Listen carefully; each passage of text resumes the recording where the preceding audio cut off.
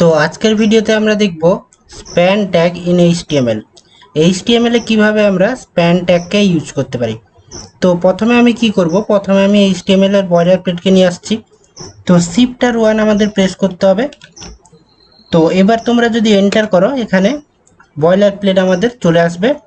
তো এরপরে আমি এখানে লিখে দিচ্ছি, আমি এখানে স্প্যান ট্যাগ ইন এইচটিএমএল।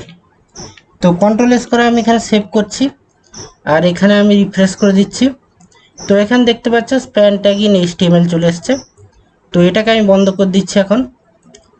তো এরপরে আমি এখানে স্প্যান ট্যাগটাকে লিখব। তো স্প্যান ট্যাগটাকে কি কাজ করে সেটা আগে তোমাদের আমি বলে দিই। তো স্প্যান ট্যাগটা আমরা কোনো জিনিস যদি লিখি, ধরো H1 হেডিং ট্যাগ কিংবা প্যারাগ্রাফ ট্যাগ, সেখানে আমরা স্প্যান ট্যাগ তার ভিতরে লিখে আমরা সিএসএস সেখানে ইমপ্লিমেন্ট করতে পারি। তো সেটা কিভাবে করছি এটা দেখো। তো প্রথমে ধরো আমি এখানে একটা H1 কে ট্যাগকে লাগাচ্ছি। তো আমি এখানে লিখে দিচ্ছি দিস ইজ রিয়াক্ট। তো এখানে আমি রিয়াক্ট লিখে দিয়েছি। তো এর ভিতর আমি স্প্যান ট্যাগ লাগাতে পারি।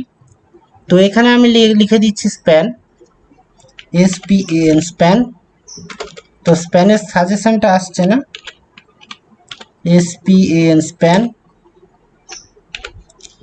তো এর ভিতরে আমি রিয়াক্টটাকে লিখে দিচ্ছি RESCT রিয়াক্ট। তো কন্ট্রোল এস করে যদি আমি সেভ করি, তো এখানে দেখতে পাচ্ছ আমাদের কিছু আলাদা আসছে না। তো স্প্যান ট্যাগটাকে আমরা ব্লক এলিমেন্ট নয়, নন ব্লক এলিমেন্ট হিসেবে ইউজ করি। তো ব্লক এলিমেন্ট আমাদের ডিপ আছে, কিন্তু স্প্যানে আমরা নন ব্লক এলিমেন্ট হিসেবে ইউজ করি।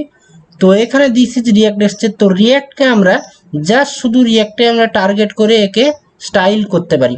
তো এখানে যদি আমি লিখি স্টাইল, আমাদের অ্যাট্রিবিউট আছে STYL স্টাইল। তো এখানে আমি যদি লিখি কালার যদি আমি এখানে দিই রেড, কালার আমি এখানে দিচ্ছি রেড।